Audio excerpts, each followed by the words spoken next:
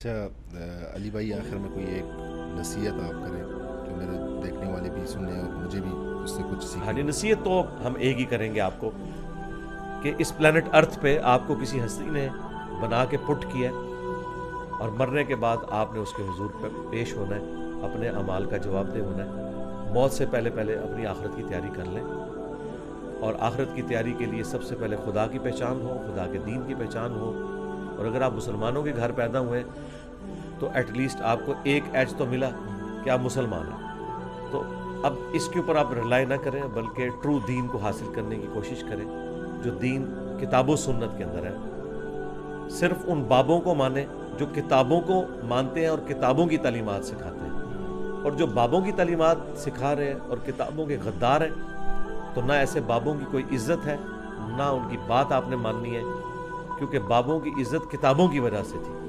اگر کوئی اپنی کتابوں کا غدار ہو جائے، کوئی قرآن کا غدار ہے، بخاری کا غدار ہے، مسلم کا غدار ہے، تو وہ بابا اس قابل نہیں ہے کہ اس کی عزت کی جائے۔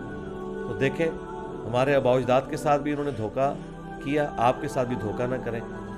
جب تک بات قرآن و سنت کے ریفرنس سے آپ ویریفائی نہ کر لیں تو کسی کی بات کے اوپر عمل نہ کریں، اور جو بندہ قرآن و سنت کے مطابق آپ کو بتاتا ہے، بھلے وہ کسی بھی فرقے کا ہے، آپ اس کی سچ بات لے لیں، جو غلط بات ہے وہ چھوڑ دیں۔ یہی نصیحت۔ جزاک اللہ۔ جزاک اللہ۔